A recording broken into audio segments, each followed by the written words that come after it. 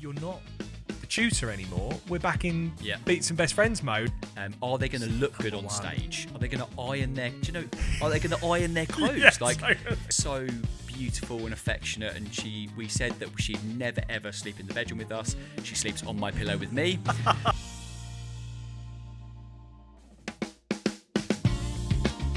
Hi guys, and welcome back to Beats and Best Friends Season 2. We are here. We are so excited to be back with you guys. And as you can see, things are a little bit different. We are coming from the video as well, which is not the right thing to say. That's staying in. That's staying in. So obviously we wanted to offer you something a little bit more than what you got in Season 1. So we are here in the podcast room over at ICMP, and we're live, and you're going to get to see all the reactions and everything else. Yeah. So welcome back, mate. Mate, you too. This is either going to be the greatest thing we've ever done or the worst thing. Yeah. I'm really excited to watch this footage back and be like, was that a good idea to film us? Yeah. Like, I quite liked it last time that we weren't on camera, but I think it's going to be great. I think it's going to be wicked, and like it's just so nice to for you guys to capture kind of what it's like when we're just sort of dying of laughter and also, you know, the emotion of what it's like. And I suppose also, you know, people that know us know what we look like. A lot of people don't. But a lot of people don't. And I think it's quite nice to sometimes put, you know, a face to a voice. Because, absolutely. You know, I suppose they can see on the logo when they go on the podcast, but a lot of people don't know what we look like. You know, we could be 75-year-old I was going to say something so offensive that I'm not going to say that. This is what I mean. It's all jokes, isn't it? I don't know. Insert here. Whatever. Let's not get in trouble. Oh, my God. Well, it is so good to be back. And obviously, there's a lot to talk about. Mm-hmm. So this first episode is more about catching everybody up. So when we released episode 10 of season 1, it was June-ish time, I think it was, because we released in April. Yeah. So 8 weeks, April, May. Yeah, it would have been around June, like end of June. Mm-hmm. And loads has happened. Obviously, we're back here for season 2 of the pod. But should we start from the top? Kind of like what's been going on in Behind the Beat? Yeah. We launched. Yeah. So let's talk about that. Well, so the timeline-wise, we were recording all of the podcasts. Yeah. Sort of early, weren't we? So we're almost like looking ahead of time. Yeah. So when you guys have kind of heard the podcast, we record them a long time before. Yeah. Whereas now, when we do these, there'll be a little bit more sort of, you know, to the present day. Yeah, totally. So we were almost like looking ahead to things that were going to be happening. Yeah. And then obviously we launched. By launching, we've started the Patreon page. Yeah. We now have patrons. We've got patrons, yeah. Which is amazing. So, like, shout out to everyone that's joined Behind the Beat. We've been making extra content for them every month. Yeah. We're now doing this.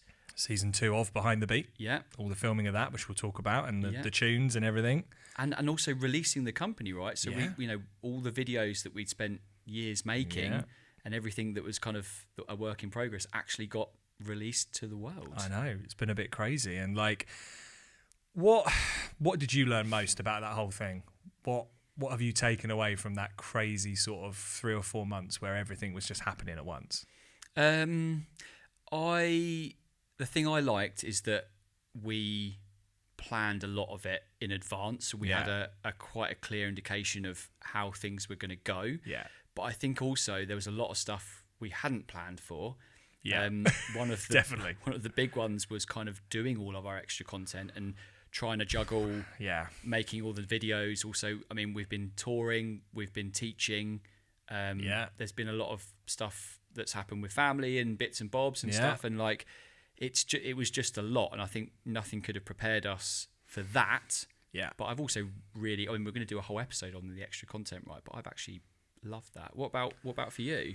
I think it was the thing of the planning, all those things you said, and then that moment when you just start releasing it, and you're like, oh, that's out now. You know, like I found that really tricky actually, because it was like we did all this sort of like hyping up, and then when it came out, it was almost like, oh, I was expecting more fireworks or something, but actually releasing stuff is literally just click. Yeah, that's live now.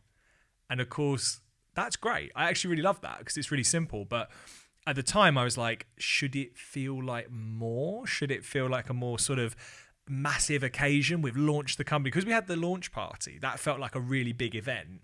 And then as things came out each week, it was just click, live, click, live. Yeah. And I think it's kind of just balancing out the work you have to put in. And then actually when you release, it's a very tiny event. It's not really that exciting. It's a click, right? But the work you put in to do it felt like it needs to be sort of like trumpets and, fanfare going, episode 2's out. Like, it wasn't. It was like, episode 2's out. And you get the little notification on podcast or, Spotify or whatever. And that was really cool. I did love that when I got up on like a Monday and we released it. It was like, new releases, Beats and Best Friends episode 6 or whatever. That was really cool. But I just I wasn't really prepared for not the anticlimax, but like, do you know what I mean? It felt a strange thing when you put so much work into something and then all you do is just press a button and then that work is out there and you just sit there kind of like, are people into it? Like, you don't know. Well, the thing that I struggled with for the first, I suppose, couple of months was the extra content stuff. Yeah. So for those of you that don't know, that are not members of the Patreon page, the slightly higher package, the guys get extra content every month. So the people on the sort of like the basic package get the stems, they get all the videos, and they get a lot of the content that the webinar, they get all that stuff. We've actually changed that now. But the guys that are paying the higher for the higher package, they get a lot of extra content. So I'd be in my studio doing all this stuff and putting together a new video and a new concept and stuff, and do the video. I was like, this is amazing. I'm well happy with this. I've really worked hard on this. I'm ready to put it out to the patrons. Yeah. And then you just like upload it onto the Patreon page and go, that's out. Okay. Is anyone watching it? Yeah. And luckily, we had some feedback from some of our patrons, and they were like, "Oh, we're loving the content," and they were really happy. I was like, "Thank God for that," because some of these videos take me like half a day to a day to make. There's a lot of stuff, and we'll be talking about that in another episode. But I was like, is anyone actually watching what I'm doing? Like, is this worth it? It's a weird, it's a weird thing that. I think if we link it back to music for a second, right? So let's say you rehearse and you prep for a gig. Mm-hmm.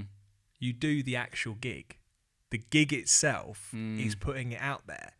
This is totally different. It's like if a tree falls and no one is there to hear it, does it fall or whatever that thing is? It's like if you press go and no one watches it, did it even happen? And it's like, I think that's the thing I struggle with, is that because of gigging, it's been such a like, well, you can't deny the gig happened. It's a massive thing. When the gig ends, you're like, oh, that was it. It's over now. When you get an applause, don't you? Yeah, you get a reaction. Some people are like, well done. Or, That is very true, actually. What I did love, though, was reading the reviews on the podcast. So thank you to anyone who put a review in on the podcast. And, we've only got 5-star reviews on there, which is lovely. And I think that what I would love to do now is kind of engage the community a bit more. And so, the great thing about this going out on YouTube is that the comments section. So, please, write in what you think, and good and bad. We want all the feedback. This is the first time we're doing a video podcast. Last time was the first time we did a podcast. Yeah. So we are not in any way thinking we're the experts of this. And there are, there's some amazing podcasts out there with some serious production money behind them. But we just wanted it to be real, right? What I loved about season 1 was mainly the laughter and just the silliness. Yeah. But actually, I know that it's going to get even sillier now we're here, and I that I know people are watching us, because otherwise, what is this about? It's about us being honest, and a lot of the feedback has been, it's been so refreshing to hear a podcast that talks about failures, that talks about when things don't go right, rather than, here's my next big gig. Let me tell you more about the next great thing that's happened to me. It's Well, I mean, something that was really refreshing and actually very touching today was, so we've just started back. So it was the first day of semester today. That's semester A at ICMP. Semester A? Semester I? Semester A. Semester A. Semester I would be very strange. It's been a long day. Semester I, semester A. And one of the new students, Michelangelo, so he's an amazing drummer, Shout out. Lovely guy, 100%. He's been listening to the podcast, and he's from Italy, which is awesome because you don't know who's listening around the world. And he came up to me today and said, can I just say that I really enjoyed season 1, and also you being so vulnerable, and also hearing about your failures rather than just all your successes. And I thought that was really lovely for him to like take the time out of his day to say thank you, and also just to share some nice words about the podcast. And that for me, not that I'm doing this for, loads of positive feedback and he's lying. I am lying. He's such an attention-seeking, positive sponge. Yeah. No, I know what you mean. No, but you know what I mean. But it's still nice that you put in the work and you get something back. Absolutely. And you've reached someone at least. Yeah. That's why we're doing this. So it would be completely disingenuous to say that we don't want feedback. Of course we do. But I think this is where the teaching thing comes in, right? Yeah. We don't teach for ourselves. We teach because we get to be involved in someone else's journey. We're not doing this for ourselves. We're doing this to be involved in other people's lives. It's, one thing I love about podcasts is that you feel like you know the person. Yeah. Like, one of my favorite podcasts, How to Fail, Elizabeth Day, amazing podcast. Like, I've heard so many episodes now that, like, if I met her on the street, I'd be like, wow, I feel like I really know you because you've been so open about yourself and everything like that. And I think there's something really amazing about that you don't get in any other forms of media or whatever. And I think there's something about the podcast. With the video stuff, you feel like you're a fly on the wall there. Whereas in the podcast, you feel it all in your head, don't you? Because like the stories are, you go there in your head, like you can't see hands, you can't see body movement. So the whole visual thing, I think that's going to be awesome. Like, I'm really excited about that. So we, obviously we're doing it for the community, but we do want to get feedback on it. We want to improve it. We're not just doing this for ourselves. We're doing it for the community, but we want to know what people want. So, please do write in the comments section. Don't be afraid. And, we want to hear your voices, basically. Indeed, mate. So, like, what's, obviously I know, but do you want to tell everyone what's been happening recently? Like, what have you been up to in terms of music and then unrelated music things? What's been going on in your life recently? So since we finished season 1, so summer's always an interesting one for me because teaching stops, but the job doesn't stop.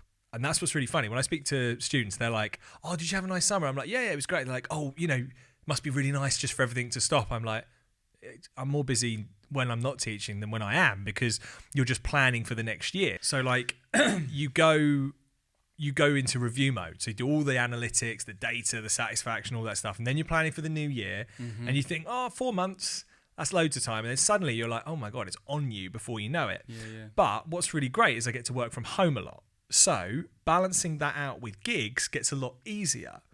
So I think, I did a fair few gigs this summer, and what's really interesting is that my partner and I, because of her family situation and where people live, we have a few options where we can go. So she goes down to her dad's place with our dog, which means that I spend a fair more bit of time back home doing gigs. So I went down there at the weekend. So I had this kind of weird sort of disjointed gigging and doing stuff in the week, and then down to see her at the weekend. And like, actually, it was really lovely because first of all, when I saw her again, I was absolutely like dying to see her. But also I was able to go and do way more gigging than I would have done in the teaching semester. So that was really lovely. So got to reconnect with the wonderful Hattie Keane, who I work with. And we did Wayfest this year again, which was wonderful. And, such a great band, full of students, full of alumni, which is so amazing. And they did such a good job. So that was that, and then just lots of sort of normal little functiony things and stuff. But it was really lovely to get a bit busier and then come back now and go right back into teaching, back into the term, but also back into this. Because one thing, reflecting on that first season, time just evaporates so quickly, and like I really feel the pressure at the moment of like, gotta get time to do that, like you just said, the additional content. but also just the headspace for it. Like, so, Agreed. you know, what obviously you guys don't know is that we've just come from basically mostly almost a full day's teaching, come straight over, set the mics up, set the cameras up, and suddenly you're not the tutor anymore. We're back in Beats and Best Friends mode, and it's like that kind of headspace thing. I really love it, but it's tough, right? And when you're doing that, especially when you're thinking, okay, I've got this job, so I'm on this gig now. But then in the back of my mind, I'm like, right, we've got to do some behind the beat content. We've got to do this now. And it's that classic plate spinning thing. But that, you know, summer has been really good. It's been tough with the family stuff. So our dog has been consistently struggling with his health, which has been... He does not have an easy ride, does he? Bless him. It's really tough, man, because it really drains me out. And my partner as well, like, she is amazing, like, absolutely, like, rock solid on this stuff. And I don't know, it really makes me think, like, I'm one of those people that actually, I don't know if... think of that Modern Family episode where Cam's like, I don't think I'd be a very inspiring disabled person. Do you know what I mean? Like, he says that because he's like, I haven't got it in me to be like super inspiring in adversity. And I really feel that. I'm like, God, you know, our dog has just struggled with a lot of stuff. And I'm there going, I don't know if I can do this. Yeah. Do you know what I mean? So it's like, it really reveals to you like what you've got in you. And I think I'm just being honest with myself. Like, I have really struggled with it. Yeah, because it's exhausting seeing like one of your family. Yeah. And it's not like a kid where you can go, I'm going to tell you what's happening to you. We're going to the doctors. They're going to do this to you. And even if they were little kids, they would still have an idea of what was happening. When you're a dog, you're taken into a room. You have no idea if you're coming out. And that's really hard. So that has been tough, and that's been ongoing. Well, anyone who's listened to the pod will know that this happened at the start of January. So this is all year for us. So that's tough, but feeling really positive now. Things are moving forward. We've got the medication almost right, and he's doing a lot better. Good. So yeah, that's really lovely. But yeah, so that's kind of, you know, my updates, and I know that there's loads that you've got to say. So why don't we go over to you? Yeah. So, I mean, it's been a crazy year, to be honest. Yeah. One of the biggest change is that we've got a cat. Yeah, you've joined the animal crew. We have, and she's the best thing that we've just ever experienced together. We've got little Nala, and those of you that follow me on Instagram and stuff will be sick of my posts because she's like, I know it sounds pathetic, she's like my child. Like, we haven't got kids yet, and we're just so pathetic with her, and I don't care at all. And she's just amazing. We've just recently got a spayed. Yeah, which she had the cone of shame for a little bit, which was not nice. But she's fine now, and it's all healed. And she's outside now, and we've got a little tracker for her, and she runs around the little courtyard where we live, and plays with all the kids. Nice, it's amazing. And she's just so beautiful and affectionate. And we said that she'd never ever sleep in the bedroom with us. She sleeps on my pillow with me because I'm pathetic. No, it's not. I'm such a defender of this. It's like, if you want your pet to sleep with you, do it. Yeah, it's just, again, those of you that have kids, I'm not saying that having a cat is like kids, but like seeing the way that like Claire is with her is just beautiful, and it's just, we've got something that we care for together, and it's just we're getting married next year, and it's just like big year. We've just got this with a start of our little family, and we've got our engagement party coming up the end of this year. Yeah. So it's just, it feels like everything's starting to come together. So that's lovely. I finished the garden. Yeah, which that was a big project. Like, mate, it's been like ongoing, and my dad helped me with it, and it just looks amazing. So we've been like chilling all summer in the garden. So that's been amazing. And one of the biggest tours I think I've probably ever done is coming up next week. So big one. One of the MDs that I know really well, Vincent Benjamin, who's just a beautiful Austrian man. Shout out, mate. I just love that man. I think he's awesome. He got me, so I played for Holly Johnson years ago before COVID, and then he kind of took a couple of years off, and now he's come back, and I can't remember if it's the 35th or the 40th year of the band or Relax or The Power of Love. There's a big anniversary. I should probably know this, but there's a big anniversary. That's why the tour's happening, and Holly actually, Frankie Goes to Hollywood got back together for one show for the Eurovision Song Contest. Yes. So that was massive. The tour sold out in it was quick. Yeah. It was really quick. A lot of big fans. And they've had to cancel some venues and basically rebook them to have bigger venues because there was so much demand. We're finishing at the London Palladium, which sold out in like an hour. They've had to put on an extra show for the London Philharmonic, Liverpool Philharmonic, because it was sold out so quickly. That's awesome. It's just going to be amazing. We've done quite a few weeks of rehearsals, and then we fly off to Amsterdam next Monday, I think it is. Yeah. So I've just been getting my kit sorted. There's I've changed the sizes of some of my drums for this tour, so I've had to get extra hard cases. I've just been ordering those, like stuff that you forget about. So I've had to order like 20 pairs of sticks. Yeah. So I'm endorsed by Veta, really lucky to endorse them. So they sent me over a massive brick of sticks. I've had to get loads of spares, like skins and just loads of spares for everything. Shout out to Flash, who is my drum tech on this tour. That's such a great He's drum just tech the name. Greatest dude. Of course it's Flash. Ever. Yeah, really long hair, cool as fuck. He's such a lovely man. Flash, I think he listens to this, so shout out, mate. So that's been amazing, and I feel really prepared for that tour. That's a good feeling. Yes. That's a great feeling. It's been quite intense, the rehearsals, because there's lots to do. There's lots of track. Yeah. Everyone's doing a lot. So some of the keyboard players are actually playing triggers now, like sampling stuff off my SPDSX. There's a lot of different things to consider. And the set list, the intro is just the greatest thing ever. It's so 80s. Oh, who doesn't love an 80s intro? Excited. How long's the set? What is the working set at the moment? It's about an hour and a half. Nice. So a classic kind of 90-minute. Yeah. Nice. I think we've got support on the tour as well. Nice. But the thing I'm most excited about is the last date of the tour, which is it's the last day of the UK tour, and then we go off to Ireland. So I think it's the 27th of October is the London Palladium. Yeah.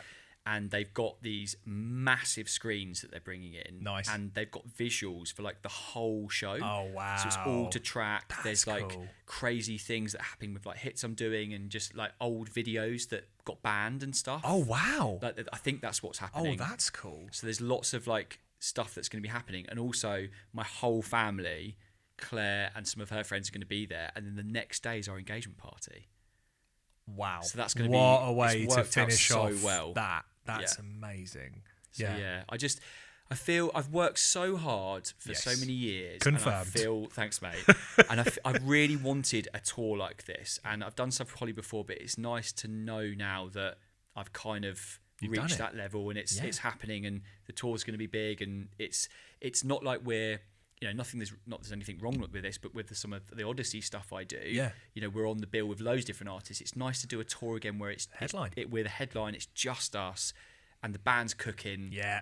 And I just want to get on the road now. Yeah. That is awesome. And, clearly it is what's the phrase?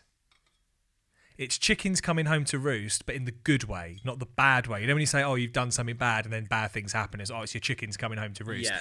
It's your chickens of work coming home to roost, and this is why you're in this position. It's not like an accident. You didn't I'm stumbled into this tour. Like, knowing you for as long as I have, like, this was inevitable, but it is in direct correlation to how much work you've put in, without a doubt. And I think, talking about lessons, and obviously we know students will be listening to this and other musicians, like, there is absolutely no substitution for hard work. It's as simple as that. Yeah.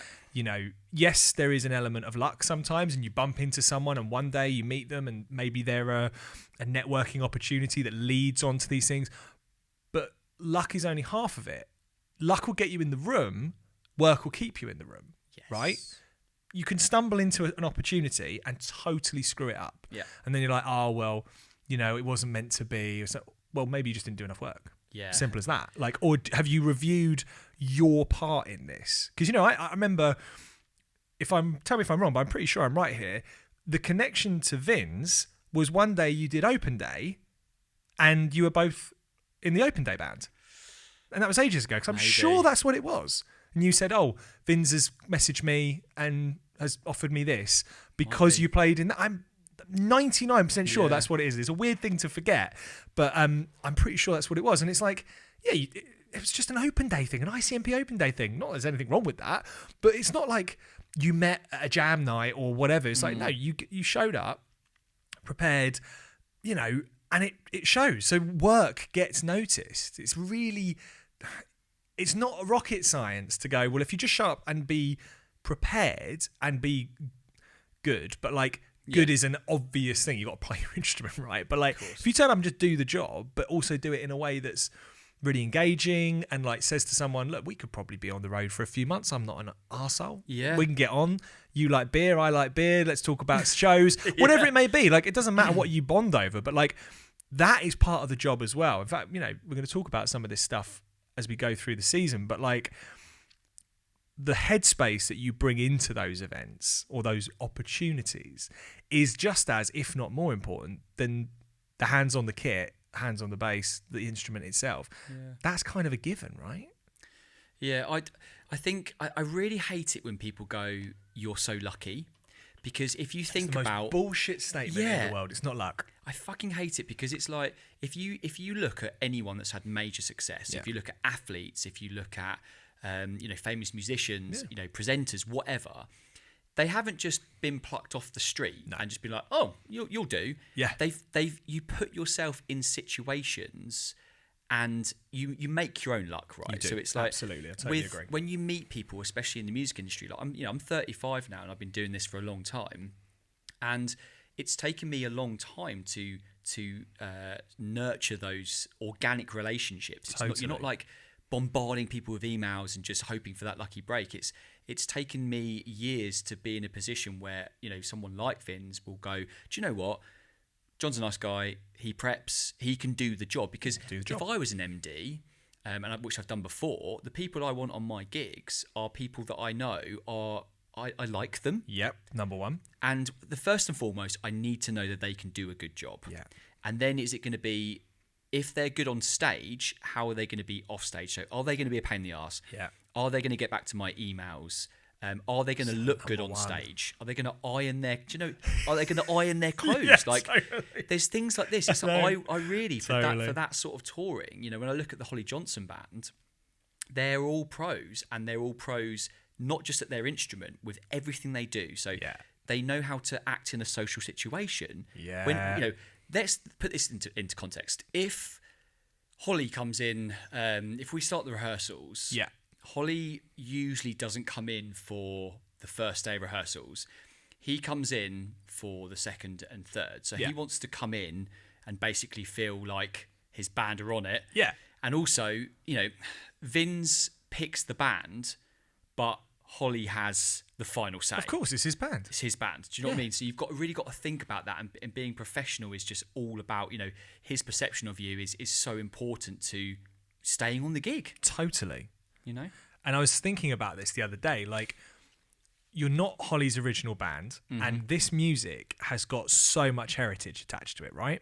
So, bit of heritage from the old Ben Jones family, for example. My mum and dad's first dance was Power of Love. And it's it's their favourite song. So lots of people out there will have memories from the 80s of these songs. And, you know, even the culture of what was going on back then. If you think about Frankie Says Relax, the T-shirt, one of the most famous slogans in the 80s kind of memorabilia sort of stuff. So when you go on that gig, you're not just playing the Holly Johnson songs or the Frankie Goes to Hollywood songs. You're stepping in to a historic place in music, and that is a different kind of headspace. It's not like you're going on a gig with a new artist that hasn't had their story yet. You're stepping back into the past, and that alone is a huge pressure to think about. You know, if you don't do your research, for example, if you don't know who Holly Johnson is or what that music meant at that time, or the fact that was it Trevor Horn did all the music with him, these are things that might make people go, do you actually know what this gig's about? Like, you know, you need to do a little bit of research on that as well. So I think there's something there for aspiring musicians, not just the gig, the context of the gig. Who is the person in front of me? If they're a new artist, what can I find out about them? What can I do to show them not only am I great on my instrument, but I actually get what they're doing? Yeah. You know? Well, we say it to the students every year, you know, for the house band stuff that we're doing. Yeah.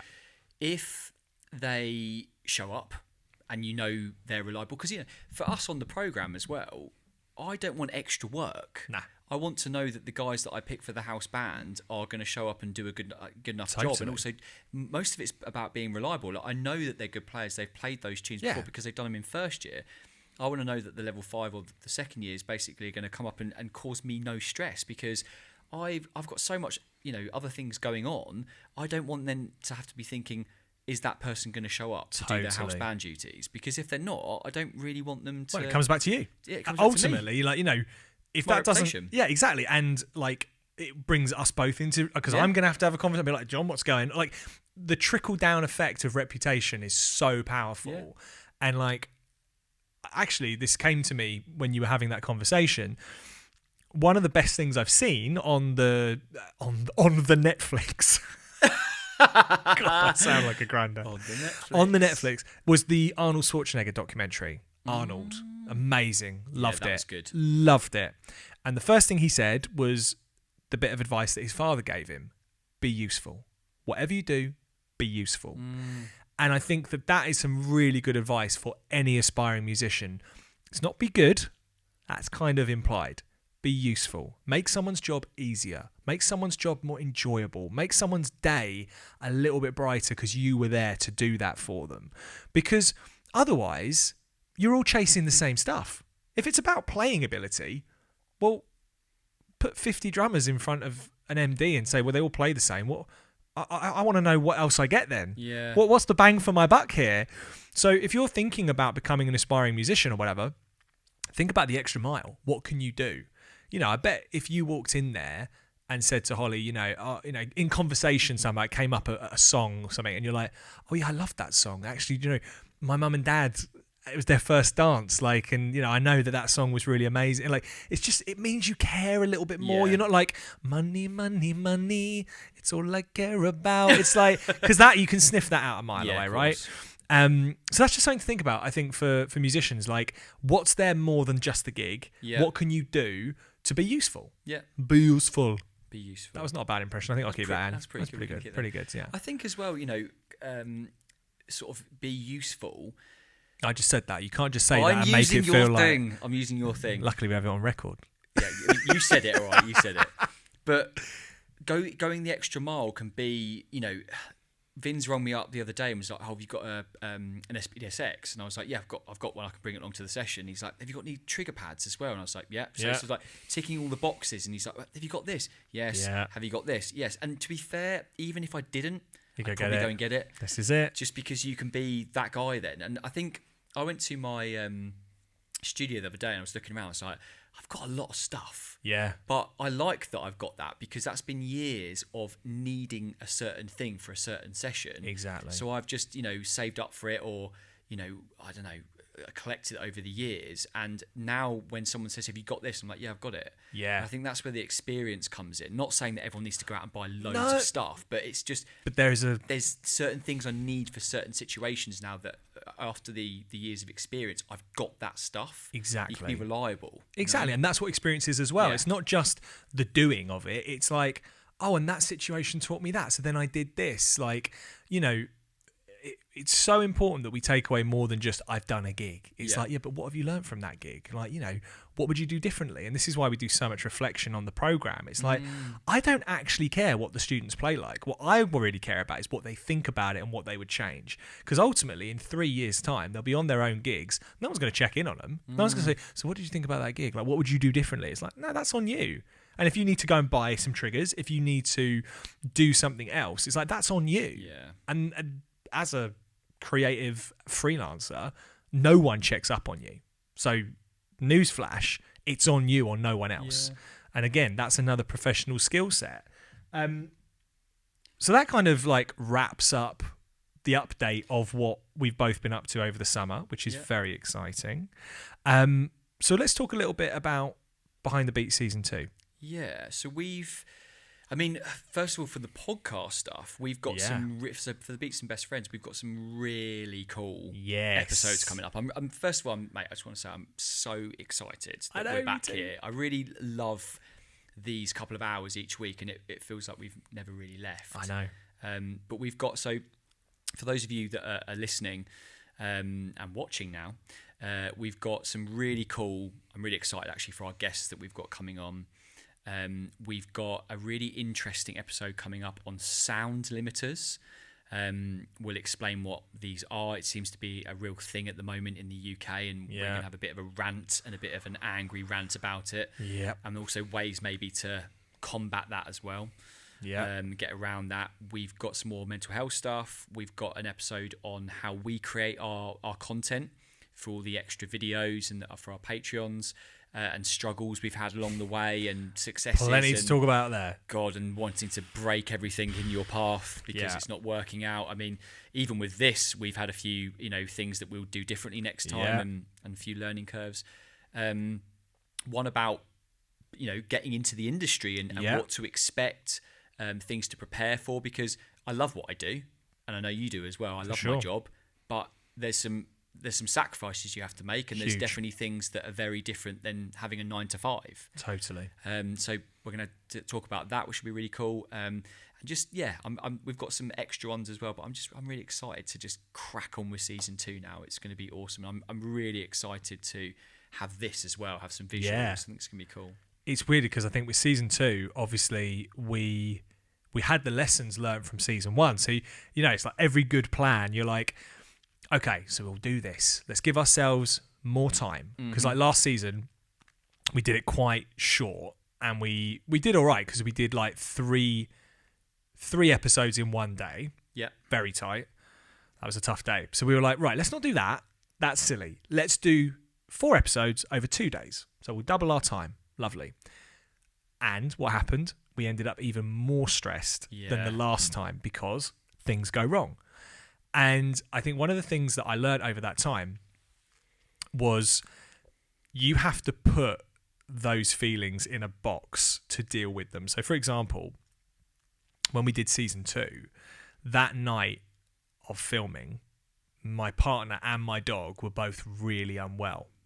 So I got no sleep, or maybe like 2 hours sleep. And I was already quite worried. I was, I wanted to do a great job. I wanted to be ready to go. I wanted to feel fresh. But that's not what life handed me, and that's not my partner's fault. She had food poisoning. It was absolutely horrendous. She was out for like 11 days. It was terrible. But the show must go on. We couldn't cancel season 2. We had everyone booked. It was time to go. So I remember waking up going, okay, here we go then. We're going to go in there. And we'll talk about this more in the episode, but like there was so much there that I struggled with, and I really like got in my own head, and because basically you cannot stop. This train ain't stopping. You are on it till the end. You have to get over the line. And then obviously we had the thing with the memory cards, which was just like, it's so much. And I think what I love about this job and what I love about being able to talk about it is that hopefully it gives everyone permission to just like give themselves a break, because I think I've gone in there with way too much pressure and way too much naivety of like, but we're great educators. We do this every day. We can do this. There is a very big difference between doing it live, where you can edit in real time, and going, we've got to do that again. Yeah. Or this thing is now stopping us from doing it. And time marches on. So that for me was like, season 2 was some of the best and worst moments for me of this company so far. Me too. And I love that though, because you get the ups and downs, don't you? I think, and that kind of leads me on to, I think we'll wrap this up now. But I just want to say a massive shout out to anyone that creates content out there, because it can be, and I know, if you do, you'll feel our pain, but like it can be, you haven't checked one of the memory cards and you run out of memory halfway through shooting, and you've done like an hour shoot, because when we're doing the season 2 stuff, and even with this, it's a lot of footage, because you're looking at like an hour worth of footage per video, or one of the lights breaks, or you haven't pressed record on one of the cameras, or there's so many moving parts for it to work, and if one thing goes down, you've just got like, we did that great lesson, and then something happened with the memory cards, and we were like, yes, we've done it, and then to basically like step back and go, we've got to do that again. Yeah. And you're really happy with the first one, and to get back in that mindset and be like, we've just got to do this now. Yeah. Is really hard. Really hard. And there's gold in the second time, though. Oof, there's gold in the second time. You got to look for it. But I remember when we did that, I was like, I remember looking at you going, this is actually better this time. And I think that's the thing. Like, we will go into this in much more detail, but essentially, it's all part of the journey. Yeah. It really is. And like anyone who does this for a living, anyone who creates content professionally for a living, you are superhero humans. Like, it is so impressive. And I know that there's teams behind people and certain people, but most people are doing it on their own. Yeah. Like us, very much like, let's keep the costs down. Like, we're not made of money. So if you're out there doing it, we see you, we love you, we respect you. Keep it coming, because this is so great. So, takeaway. And just also one other thing. Oh, go. Just want to say thank you to anyone that's listened to the podcast, our Patreons, anyone that's shown us some love on social media. Like, it really, makes our days. Yeah. And it doesn't go unnoticed. And, we've looked through the analytics, and there's been a lot of people supporting this podcast. So thank you so much. And please, like, if you want to hear anything, or if you want some shout outs, write in the comments. We love what we do. Yeah. And we really, really appreciate all the support. Yeah, definitely. Like, and, please spread the word, please subscribe, please do all the normal things that support this channel, because ultimately, we just want to get it to as many people as possible so we can keep the conversations going. I think what I'm really excited about with this is the comment section, because we've never had that on the pod. You can only have word of mouth, really. You can't do comments in the same way. So if you've got feelings about it, please let us know. Like, we are going to read every single one. Obviously it'd be nice if you had something productive to say. If you don't like it, don't watch it. It's really simple. Yeah. No one's asking you to stay here. But if you've got stuff to say and you think, this might make it better, or we'd love to talk about this, just ask us. Like, we would love to hear from you. But yeah, we have been so moved by the support. And obviously we're going to keep going. We love what we do. And we're just here for our community, basically. So wrapping it up then. Yeah. First episode back. What's your takeaway? My takeaway is Chinese. No, I'm joking. That was great. I'm just excited to be back. Yeah. I'm really excited to just crack on with season 2, and keep doing what we're doing, to be honest, and just keep having these conversations, keep learning. Like, I hope everyone can see that's watching or listening to this that myself and Ben, we've been doing this for quite a few years, but we every day. And I can't stress this enough, is a school day. Yeah. We learn every single day, whether it be, on our instruments, or doing this, or teaching, or being in the industry, or whatever. You're constantly learning, and that's a beautiful thing. And I think, embrace that. Don't look at it as, it's just so overwhelming, there's so much. Like, just take a breath and take your time, and you will always be learning. Yeah. No matter what you do. So just take the time and give yourself a break sometimes, I think. But that's the gig. The gig is learning. Like, life is learning. It's not about winning or losing. It's about what did I take away from that situation. Yeah. And my takeaway, my takeaway is just the be useful thing. Because I think, I wish someone would have told me that a few years ago. Being like, think about the other things. How could you be useful to someone? And I think that that's something that I would say to anyone out there. Consider what you're doing off your instrument, or off microphone, or whatever your instrument may be, because that might be having much more of an impact on your gigs and your growth than your playing is. So think about that. And welcome back. We're so happy to be back. It's so lovely. We are. And we'll see you in episode 2. Have a great rest of the day. Subscribe, like, all the stuff. It's underneath us. Follow us on Insta, all those things. And we'll see you on the next one. Take it easy. Episode 1 done. Bosh.